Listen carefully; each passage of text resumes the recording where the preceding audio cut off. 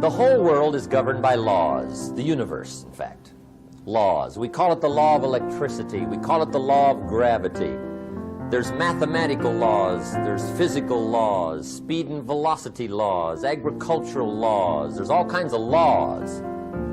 Now that we find ourselves on the spinning planet, you just have to learn what I call the setup. Learn the setup. Life's setup. Now, we didn't set it up, but we're here, so you got to learn it. And we should learn the setup for two basic reasons. Number one, to keep from getting hurt. It's one of the major reasons for learning, so you won't get hurt. See, economically, socially, personally, you can get hurt just not knowing. Ignorance is not bliss. Ignorance is poverty. Ignorance is tragedy. You got to know, or you're going to get hurt. It's good to know not to walk out the 10-story window. That's excellent information. Now, what if a guy didn't know and he walks out? Now he's dead at the bottom. Somebody says, well, the poor guy didn't know. You got to know, or you're going to get hurt. Okay. Now, here's a parenthesis. You don't have to like the setup. I don't ask you to like how it is. That's not what's important. But it is important to learn how it is. See, there's nothing worse than being stupid. Nothing. I mean, being broke is bad, but being stupid is awful. You don't have to like it, but learn it. If this big monstrous thing lifts up in the sky, hangs there for a little while, cuts loose, comes crashing down, boom, shakes the ground for 5 miles. And then this big monstrous thing lifts back up in the sky, hangs there for a little while, cuts loose again, comes crashing down, boom, shakes the ground for 5 miles.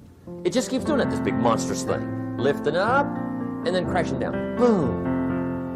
Now, you might come along one day and say, that's got to be a stupid arrangement, which is okay. You're entitled to your opinion. But the first thing you should learn to do is get out from under it, right? That's number one. You might have a great moral argument. You might want to shake your finger at the sky, but do it from over there, right? So you don't get smashed. It's called your basic smart. So number one, learn so you won't get hurt. Whether you like it or not, learn. Now here's the second reason for learning, the setup, to benefit. It's called the plus of life. And that's what life is, right? Both minus and plus. The minus is tragedy, heartache, misery, failure, unhappiness. But life is also happiness, prosperity, good feelings. So here's the key. Learn to get on the good side of the way things work.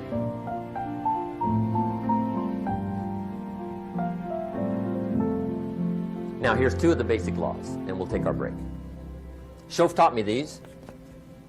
They come from the Bible. Now, again, I'm an amateur, okay? When it comes to the Bible, I'm not a pro. So you'll sort of have to take my way of putting it. But here they are. The first one is the law of use. The law of use. And it goes something like this. Whatever you don't use, you lose. Lack of use causes loss.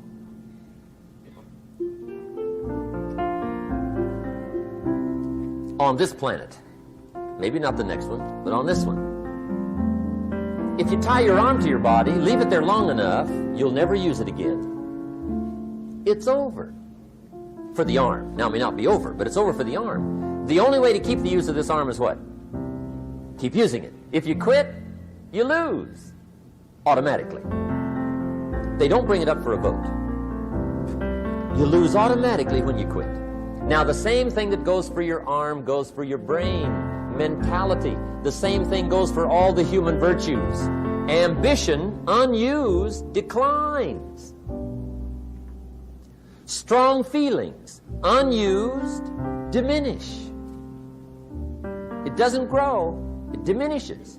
Faith, unused, decreases. It's a law. Vitality, unused, diminishes. Energy, unused, decreases. The guy says, well, I'm going to save up my energy. You can't do that.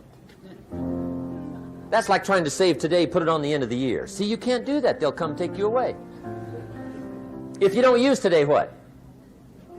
It's lost. The guy says, well, I'll work twice as hard tomorrow to make up for it. See, that's foolish. You could have done that anyway. Today unused is lost. A talent unused is lost. An ability unused is lost. So here's one of the key expressions of the evening. Take a new inventory of yourself. Starting tomorrow, new project. Take a new inventory. And make sure that all of your talent and ability and mentality and ingenuity and vitality and strong feelings, faith, courage, make sure that all you've got's being used. Otherwise, you lose. Remember, I didn't ask you to like it. But this one I would ask you to learn, because it simply means whatever you do not employ, you forfeit. It's a law. So learn well the law of use. Now here's the second one, and we're going to take our break. Second law from the Bible. This one we've heard since we were small, I'm sure. It's called the law of sowing and reaping. In fact, we've probably heard it so often we could quote it. It says, whatever you sow, what? You shall reap. Fairly blunt, hopefully clear. Here's my first suggestion on the law of sowing and reaping. Don't try to beat it. You might as well try sitting on the sun in the morning. Keep it from coming up. You'll have better luck. Whatever you sow, you reap. Now, for a fair share of my life, I'm a bit mixed up on how all this applies. Among a lot of things I was mixed up on. I knew I wasn't reaping too good. That I understood. My problem was I was confused about what was causing it. Remember me with the funny list? I thought those are the reasons why it isn't working out well. And then Mr. Schoaf gave me the clue that helped me figure it all out. He said, Mr. Rohn, I have another answer for you. There's another way to quote this law that'll show you where the problem is so you can go to work on it right away. All you need to know is where the problem is, then you can go to work on it. So he quoted me the law another way, and I found out what my problem was. Here's the way you quote the law. Whatever you reap is what you've sown. Now I knew what my problem was. Whatever you reap is what you've sown. If you don't like the crop, who do you look up? Answer, whoever planted it. And where do you find who planted your crop? Answer, in the mirror.